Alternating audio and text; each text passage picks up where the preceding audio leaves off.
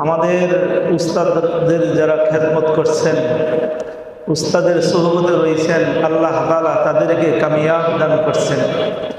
দুনিয়াতেও কামিয়াব, আখিরাতেও কামিয়াব। এখন এই বর্তমানে উস্তাদদের খেদমতে নাই, উস্তাদরা ছাত্রদের খেদমতে আছে। উস্তাদ ছাত্র প্লেট দিয়ে দিতে হয়, উস্তাদে তার জামা খুঁজে দিতে হয়। জামা তো দূরের দোয়ার কথা, জামা উস্তাদে খুঁজে, আরে জামাটা কোথায়? উস্তাদের সাথে যার ভালো সম্পর্ক আছে, মহাব্বত আছে, সে সারাদিন আর সারা রাত পড়তে হবে না। আধা ঘন্টা 20 মিনিট পড়লেই আল্লাহ তাআলা তার জিহান খুলে দিয়ে পরামর্শ হয়ে যাবে। উস্তাদের খেদমত করব, মাদ্রাসারও খেদমত আছে। কোনো একটা জিনিস, কোনো একটা আসবাবপত্র যাতে আমার দ্বারা কোনো কিছু নষ্ট না হয়, যাতে বাতিটা নষ্ট না হয়, সুইচটা যাতে না, ছাত্র গিয়া সুইচ দিবে হয়ে গেল, থাল করে দিয়া 4-5টা দিল, সুইচ দুইটা নষ্ট হয়ে গেছে।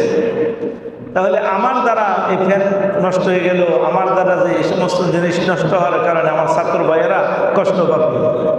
আমাকে একদিন বলতেছে, উস্তাদ এই টিফিন বাড়ির ভিতরে এলেম আছে। টিফিন বাড়ির ভিতরে এলেম কই?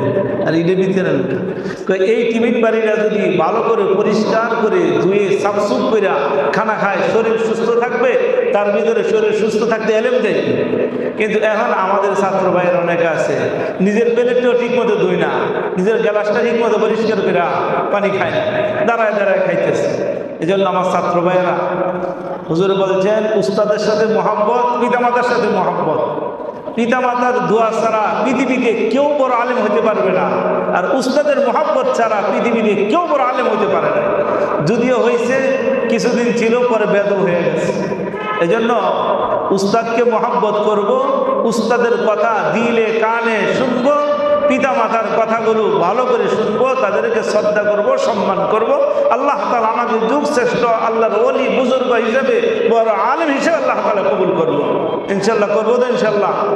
আল্লাহ আমাদের সবাইকে পিতামাতার সাথে ভালো ব্যবহার, উস্তাদকে সম্মান করার তৌফিক আল্লাহ তাআলা দান করুন। ওয়া আখিরু দাওয়ানা আনিল হামদুলিল্লাহি রাব্বিল আলামিন।